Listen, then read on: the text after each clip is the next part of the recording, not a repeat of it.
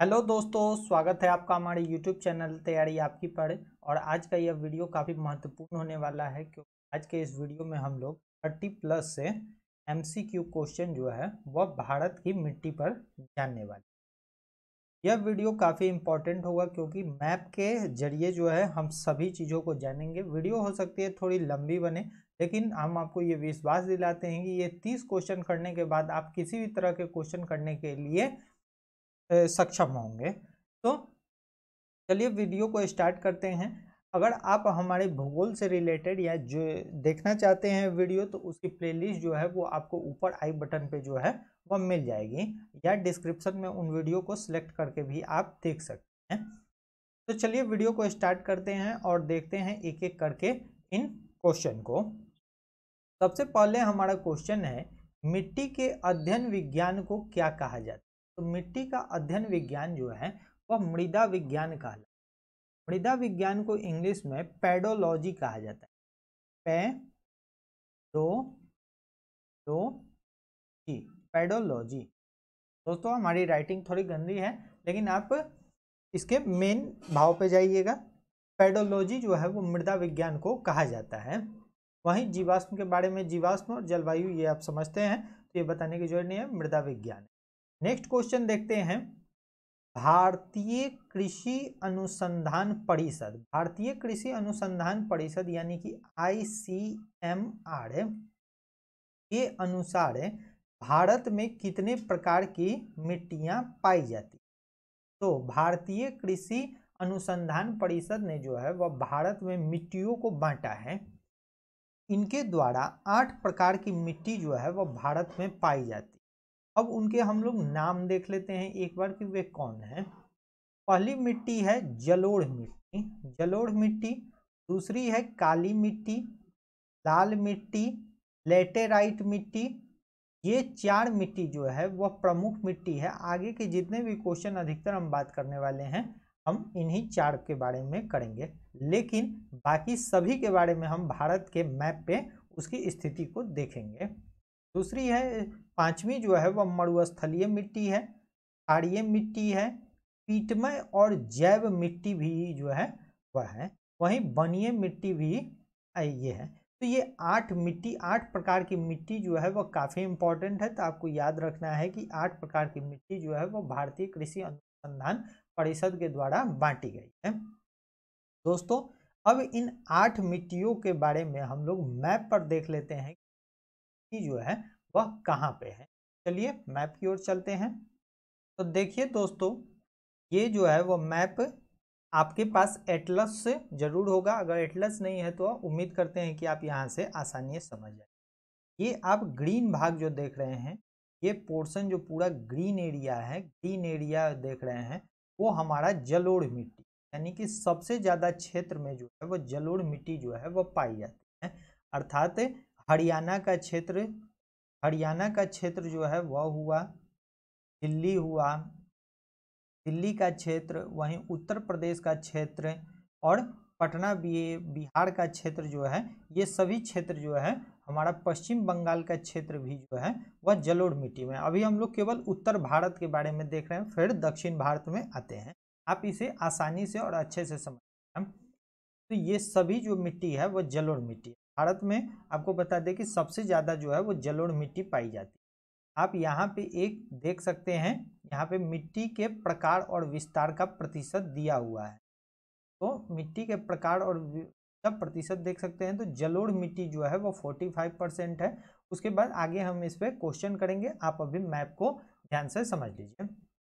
तो जलोढ़ मिट्टी जो है वह सबसे ज़्यादा क्षेत्र में है। इसके बाद हमारा आते हैं नीचे।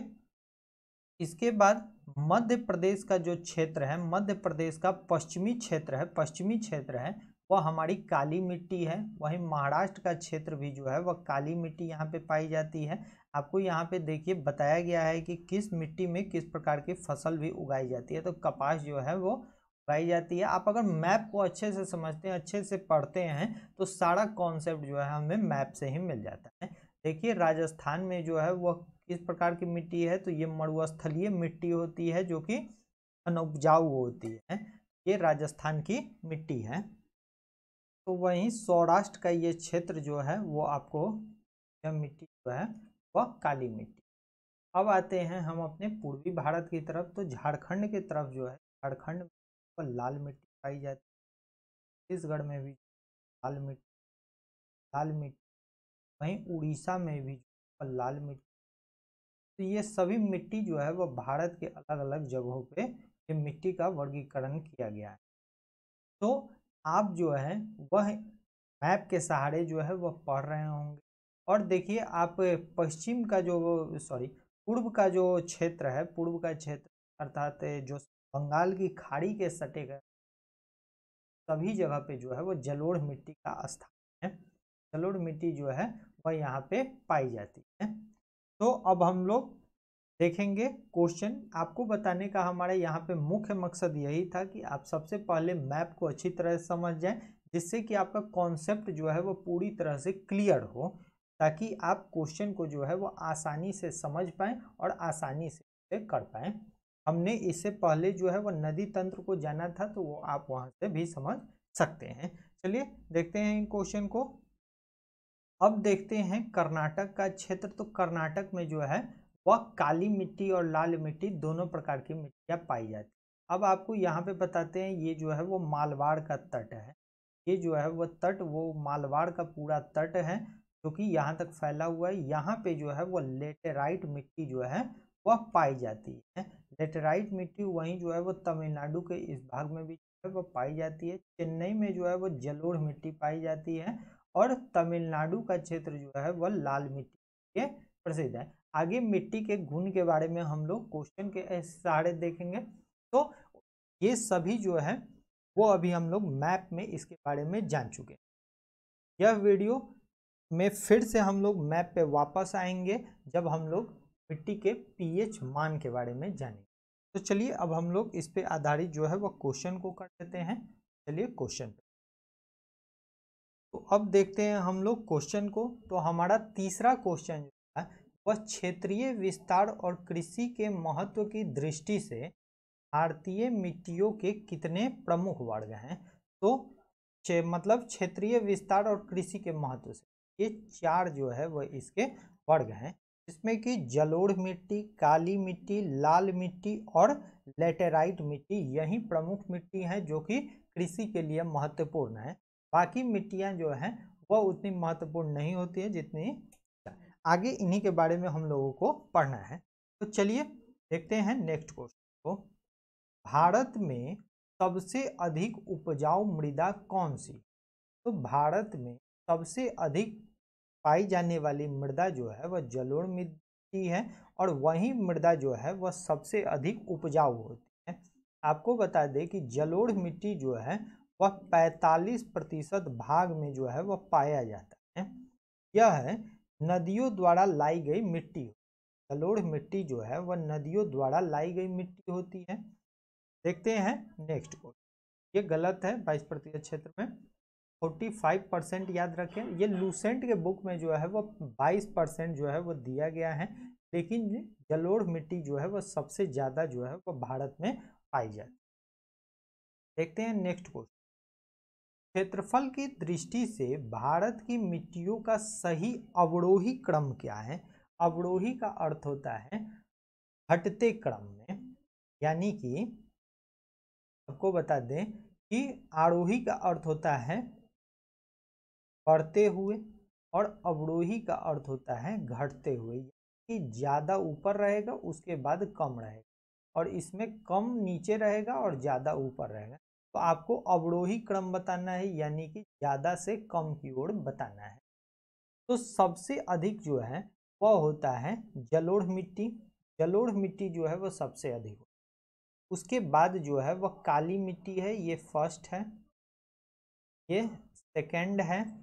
लाल मिट्टी तीसरे स्थान पे होता है, और वहीं लैटेराइट फोर्थ।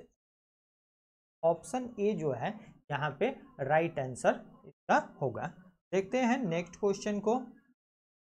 तटीय मैदानों और उत्तर भारत के मैदानों में उत्कृष्ट मृदा कौन सी है। तटीय मैदान और उत्तर भारत के मैदानों में उत्कृष्ट मृदा जो है वह जलोढ़ मृदा को कहा जाता है। जलोढ़ मृदा को एक और नाम से भी हम लोग जानते हैं, उसे भी जानते हैं, इसे दोमट मिट्टी भी कहा जाता है। दोमट मिट्टी इसलिए इसे कहा जाता है क्योंकि बालू के कण तथा चीका बालू के कण तथा चीका की मात्रा लगभग बराबर होती है। बालू के कण और चीका की मात्रा बराबर होने के कारण जो है ये क्या होती है, जलोढ़ होती है। अर्थात इसमें जो है वो थोड़ा छिछलापन जो है वह स्थित होता है। देखते हैं नेक्स्ट क्वेश्चन को।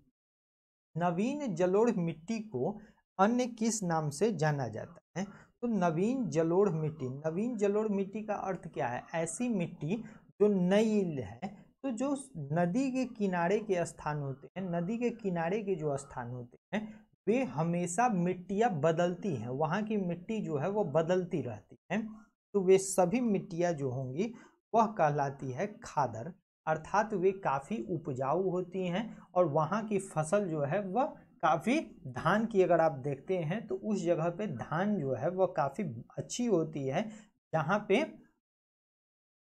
पे नदियाँ बहती हैं अपेक्षाकृत उन नदियों के। तो ये इसलिए होती है क्योंकि वहाँ पे नवीन जलोढ़ मिट्टी होती है, तो उन्हें क्या कहते हैं? उन्हें खादर कहते हैं। आपको बताते हैं कि जलोढ़ मिट्टी में किसकी कमी होती है। तो जलोढ़ मिट्टी में नाइट्रोजन, फास्फोरस और ह्यूमस की कमी होती है। ध्यान से सुने, नाइट्रोजन, फास्फोरस और ह्यूमस की कमी जलोढ़ मिट्टी।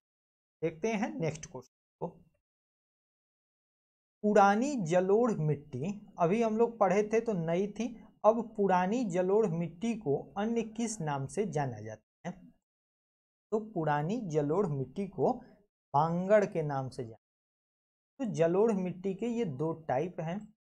जलोढ़ मिट्टी के ये दो भाग हैं। एक था कौन? खादर था, खादर यानी कि नई वाली, और दूसरा जो था वह था बांगड़, बांगड़ यानी कि पुरानी वाली। जब कोई नदी बह रही है, नदी के दूर दराज इलाके जहाँ तक उस नदी का जल जो है वो नहीं पहुँच पा रही है हमेशा, तो वहाँ की मिट्टी जो है वो एक समय के बाद जो है वो कुछ पुरानी हो जाती है। अर्थात उसमें जितने भी उर्वरक होते हैं, मतलब के जिंक, फास्फोरस, सॉरी जिंक हुआ, ये सब जो है वो पोटास वगैरह ये सब समाप्त हो जाते हैं। तो ये जो है वह बांगड़ उस मिट्टी को कहा जाता है, पुरानी जलोढ़ मिट्टी को। तो आपको ये जानना पड़ेगा कि नई को खादर और पुराने वाले को बांगड़ कहते हैं। देखते हैं अपने नेक्स्ट क्वेश्चन को। तो नेक्स्ट क्वेश्चन है, भारत के उत्तरी मैदान की मृदा सामान्यतः कैसी बनी हो?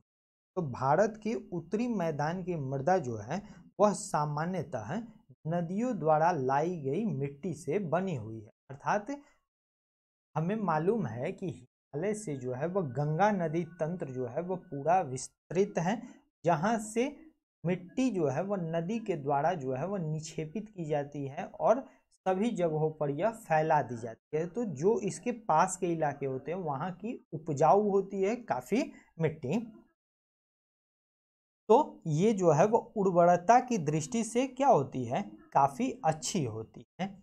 और धान, गेहूं और मकई, तिलहन और आलू की फसलें जो है वह इस पे उगाई जाती है। हम लोग मैप में भी देखे थे तो धान, गेहूं, मक्का पंजाब, हरियाणा, दिल्ली, उत्तर प्रदेश, बिहार, पश्चिम बंगाल, ये सब जो क्षेत्र है वो जलोढ़ मिट्टी का क्षेत्र है। तो ये नदियों द्वारा लाई जाती है और ये नदियों द्वारा लाई गई मिट्टी होती है और जलोढ़ मिट्टी होती है। देखते हैं नेक्स्ट क्वेश्चन। दोस्तों, मैं विश्वास दिलाता हूं कि इस वीडियो को देखने के बाद आप 30 क्वेश्चन अगर आप कर लेते हैं और हमारी बात को ध्यान से सुनते हैं तो किसी भी एग्जाम में जो है वह इससे बाहर क्वेश्चन नहीं आने वाला। यही क्वेश्चन अलग अलग भाषा में पूछा जाएगा जिसके जवाब जो है वो काफ़ी आसानी से आप दे सकते हैं। चलिए देखते हैं क्वेश्चन को। निम्न लिखित में से किस प्रकार की मिट्टी के लिए न्यूनतम उर्वरक की आवश्यकता होती है? तो वह मिट्टी जिसके लिए न्यूनतम उर्वरक, तो वह है जलोढ़ मिट्टी, क्योंकि यह उर्वरता की दृष्टि से काफ़ी अच्छी मानी जाती है। देखते हैं नेक्स्ट क्वेश्चन को। ये गंगा के जलोढ़ मिट्टी की भूमि सतह के नीचे लगभग कितनी, गंगा नदी में जो है वह जलोढ़ मिट्टी जो है वह भूमि सतह के नीचे कितनी नीचे है लगभग, तो 600 मीटर नीचे जो है वह जलोढ़ मिट्टी पाई जाती है गंगा के भूमि सतह। नेक्स्ट क्वेश्चन देखते हैं, भारत के समस्त स्थल भाग का कितना प्रतिशत जलोढ़ मिट्टी जो है मिट्टी से ढका हुआ है, तो लूसेंट की दृष्टि से जो है लूसेंट की दृष्टि से 22% जो है वो दिया हुआ है, लेकिन हम लोग अभी मैप में देखे हैं तो यह 45% था। लेकिन अगर हम लोग यहाँ ऑप्शन की बात करें, ये सभी क्वेश्चन जो है वह लूसेंट सामान्य ज्ञान के ऑब्जेक्टिव से लिए गए हैं, तो यहाँ पे जो है वो इस हिसाब से ऑप्शन बी जो है टिक कर सकते हैं। ये सभी जो है वो प्रीवियस ईयर में किसी एग्जाम में पूछे गए हैं, तो ये इंपॉर्टेंट भी होते हैं। लेकिन आपको दोनों ध्यान रखना है, 45% जो है वो जलोढ़ मिट्टी सबसे अधिक जो है वो भारत में पाया जाता है। आप लोग हमें कमेंट में बताइए कि आप लोगों की इसके बारे में क्या जानकारी है, आप इन दोनों में से किसे सही मानते हैं। देखते हैं नेक्स्ट क्वेश्चन को, निम्नलिखित में से कौन सी मिट्टी प्रायद्वीपीय भारत में अधिकतम क्षेत्र पर विस्तृत है, वह मिट्टी आपको बतानी है, क्योंकि प्रायद्वीपीय भारत में सबसे अधिक क्षेत्रफल में विस्तृत है, तो वह है काली मिट्टी। क से काली, क से कपास, ये काफी इंपॉर्टेंट है, तो हम लोग आगे देखेंगे उस पर क्वेश्चन। यह मिट्टी जो है, इस मिट्टी का निर्माण बेसाल्ट चट्टानों के टूटने फूटने से होता है। बेसाल्ट चट्टानों के टूटने के कारण जो है वह काली मिट्टी का निर्माण होता है, और प्रायद्वीपीय भारत में अधिकतम क्षेत्र में यह है। अर्थात हम लोग मैप में जब देखे थे तो मध्य प्रदेश का पश्चिमी भाग, वहीं आपको महाराष्ट्र का क्षेत्र, ये सभी क्षेत्र जो है वह हमारी काली मिट्टी से घिरी हुई थी। नेक्स्ट देखते हैं क्वेश्चन, कपास की खेती के लिए सर्वोत्तम मिट्टी कौन सी, तो कपास की खेती के लिए सर्वोत्तम मिट्टी जो है वह काली मिट्टी ही होती है। आपको अब जान लेना चाहिए कि इस पे और कौन कौन सी फसल जो है वह उगाई जाती है। हम लोग कपास के बारे में ही नहीं और चीज़ों के बारे में जानते हैं, तो इस पे जो है वह ज्वार बाजरा को उगाया जाता है, ज्वार बाजरा गेहूं को भी इस पे उगाया जाता है। नेक्स्ट क्वेश्चन देखते हैं, लावा के प्रदाह से इस मिट्टी का निर्माण होता है, अर्थात लावा के प्रदाह से, तो बेसाल्ट चट्टान जो है वह लावा से निर्मित है, तो यहाँ पे जो है और इनके टूटने फूटने से काली मिट्टी का निर्माण होता है, तो लावा के प्रदाह से इस मिट्टी का निर्माण होता है। आपको बता दें कि काली मिट्टी को जो है वह एक और अन्य नाम से जानते हैं, उसका नाम है रेगुड़ मिट्टी। रेगुड़ मिट्टी के नाम से जो है वह काली मिट्टी को जानते हैं। काली मिट्टी में आयरन, चूना, एल्युमिनियम, मैग्नीशियम की बहुलता होती है। एक बार ध्यान से सुने, आयरन, चूना, एल्युमिनियम, मैग्नीशियम की क्या होती है, बहुलता होती है, यानी कि अधिकता इनमें पाई जाती है। नेक्स्ट देखते हैं, काली मिट्टी के संबंध में निम्न में से कौन सा कथन असत्य है, यानी कि कौन सा कथन गलत है, तो आप 4 कथन को पढ़ेंगे और उसके बाद जो है वह निष्कर्ष जाएंगे। पहला कथन कहता है, काली मिट्टी कपास की वृद्धि के लिए आदर्श होती है, बिल्कुल क से काली, क से कपास है। इसमें आर्द्रता को अधिक समय तक धारण करने की क्षमता होती है, बिल्कुल काली मिट्टी में अगर वर्षा कम होती है, आपको जानकारी होगी ये क्षेत्र जो है वो काफ़ी कम वर्षा वाले क्षेत्र हैं, तो यहाँ पे अधिक समय तक इसे धारण कर सकता है, यानी कि जल के बिना भी जो है इसमें फसल हो सकती है। सूखने पर काली मिट्टी में क्या होता है, दरार सी पड़ जाती है, ये बिल्कुल सही है। और इसकी जुताई अधिक करनी पड़ती है, यह कथन गलत है। यहाँ पे हमें असत्य ही करना है, तो यहाँ इसके लिए जो ये राइट आंसर हो जाएगा। देखते हैं नेक्स्ट क्वेश्चन को, भारत में काली मिट्टी को किस स्थानीय नाम से जाना जाता है, तो अभी हम लोग जाने थे कि इसे जो है वह रेगुड़ नाम से भी जाना जाता है, यह इसका एक स्थानीय नाम है। दूसरा इसका एक और नाम है काली कपास की मिट्टी, यानी कि black cotton soil. Black cotton soil भी जो है वह इस मिट्टी को कहा जाता है। देखते हैं नेक्स्ट क्वेश्चन, निम्नलिखित में से किस मिट्टी के बारे में यह कहा जा सकता है कि इसकी जुताई स्वतः हो जाती है, यानी कि अपने आप जो है वह इसकी जुताई हो जाती है? तो वह है काली मिट्टी। काली मिट्टी को जुताई नहीं करना पड़ता है, बल्कि यह अपने आप हो जाता है। अब हम लोग बार बार जो है वह काली मिट्टी के बारे में, लेकिन अब हमें इसके बारे में जानना चाहिए कि इसका काला रंग जो है वह किसके कारण। तो काला रंग जो है वह होता है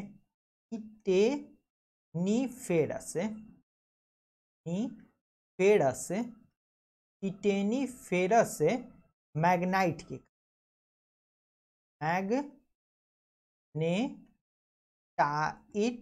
कारण जो है वह इसका रंग जो है वह काला होता है, तथा जीवाश्म इसमें पाया जाता है।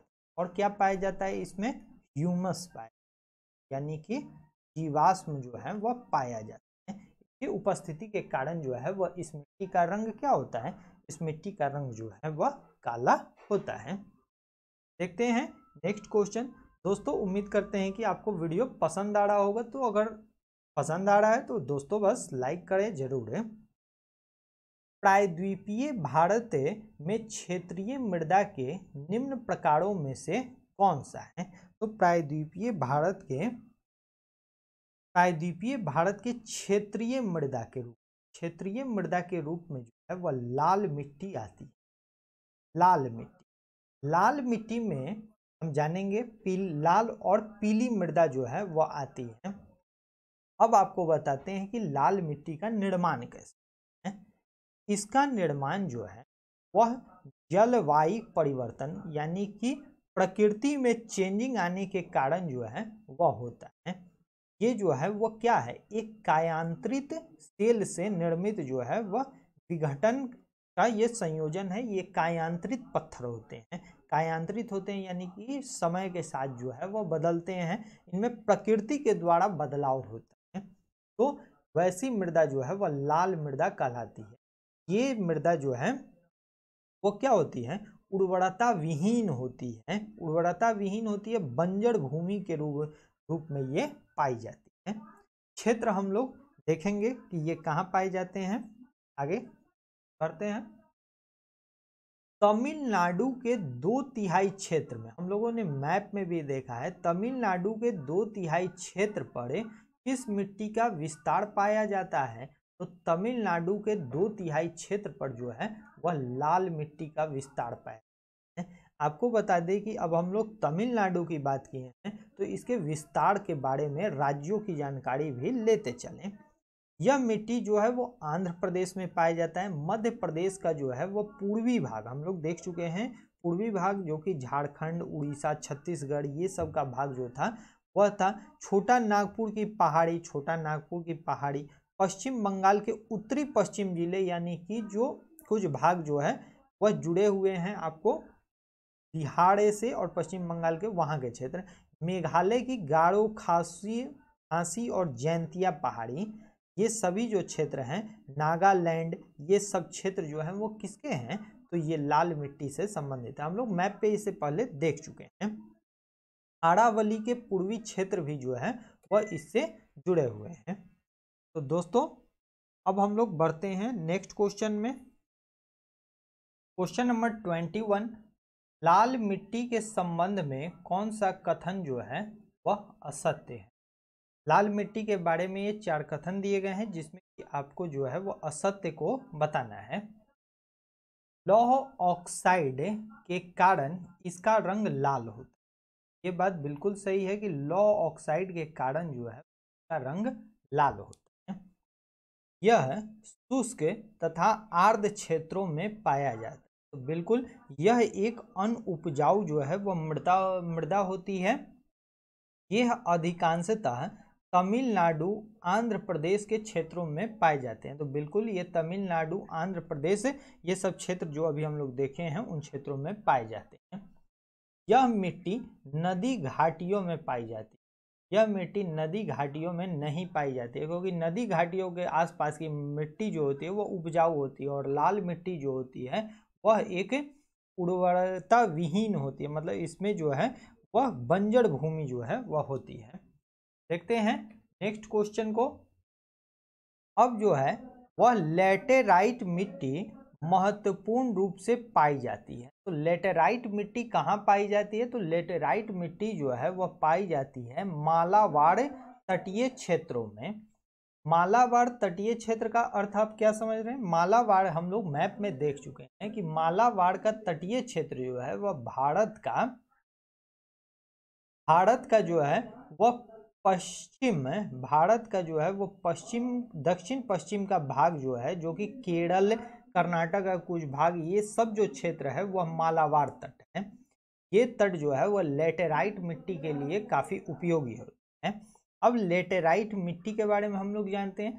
तो लेटेराइट मिट्टी का निर्माण जो है वह मानसूनी जलवायु की आर्द्रता के कारण होता है। इसमें आयरन तथा सिलिका जो है वह पाई जाती है। आपको एक चीज़ हम नहीं बता पाए लाल मिट्टी में, तो लाल मिट्टी में वो चीज़ आप जान जाइए। लाल मिट्टी में जो है वह नाइट्रोजन,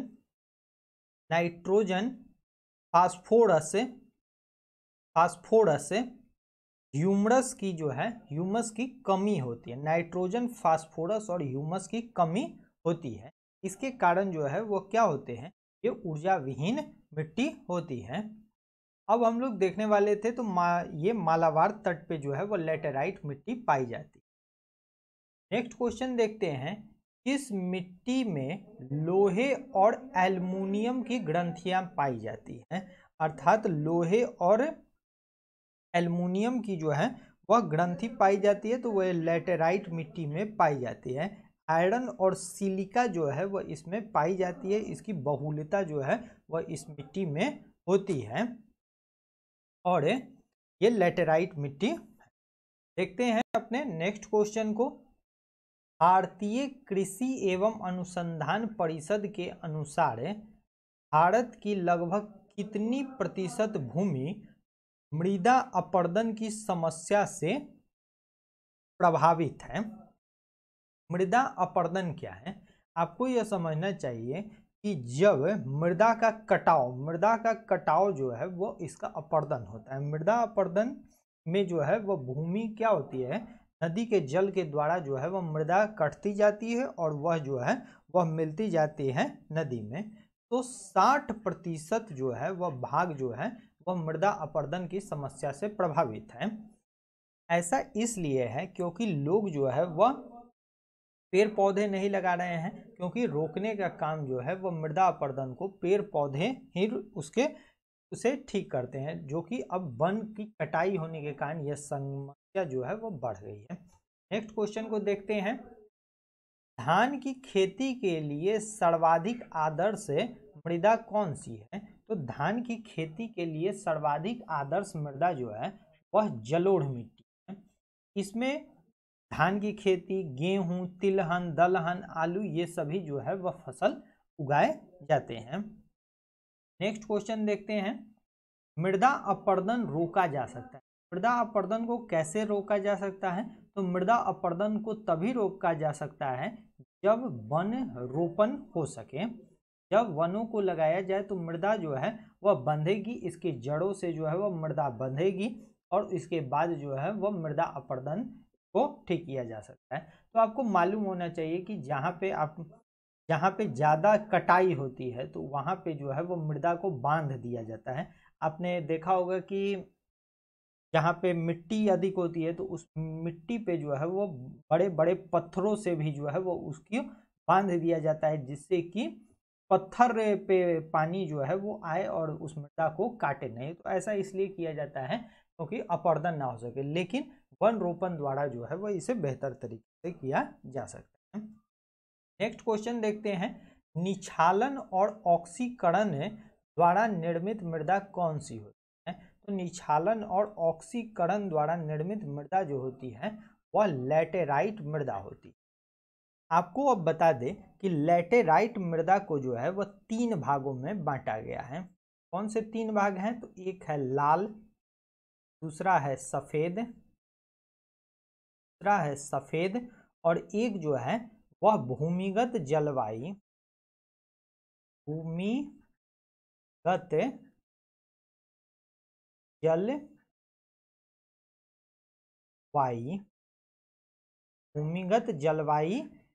मृदा।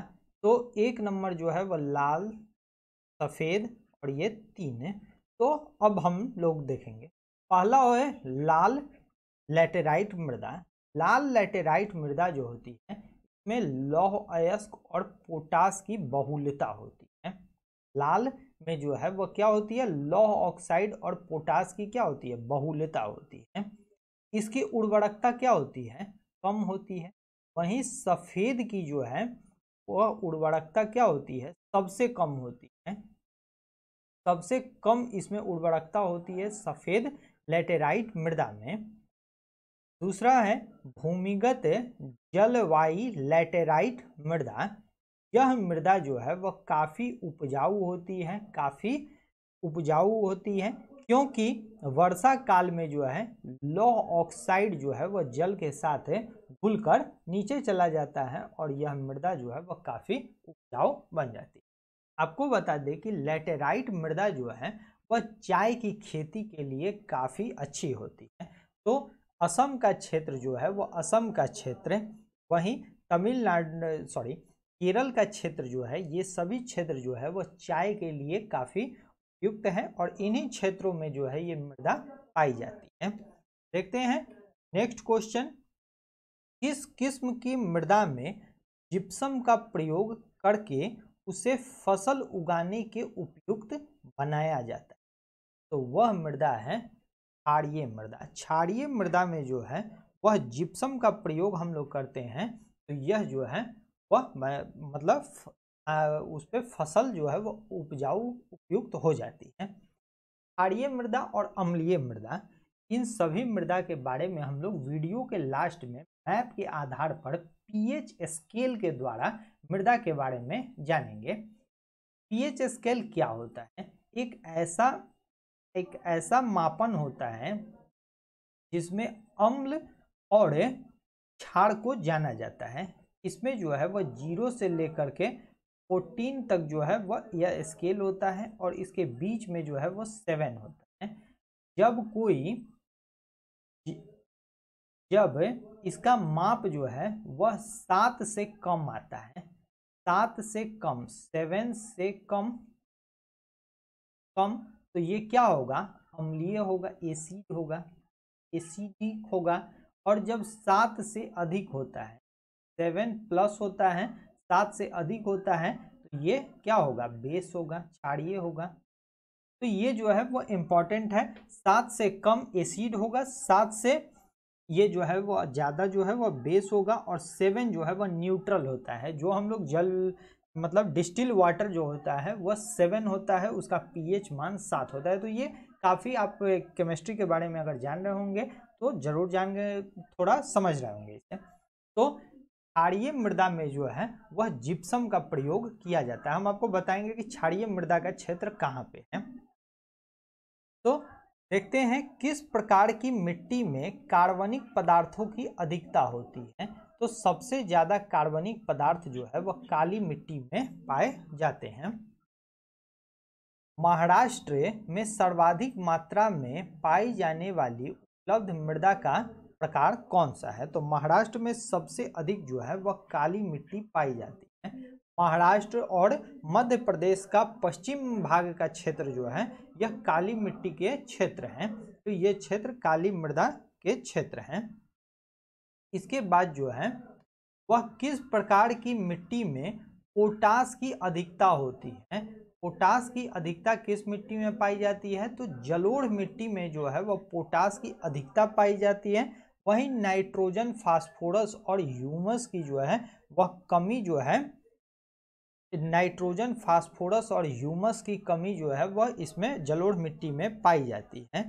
वहीं नाइट्रोजन, फास्फोरस और ह्यूमस की कमी जो है वह आपको लाल मिट्टी में भी पाई जाती है।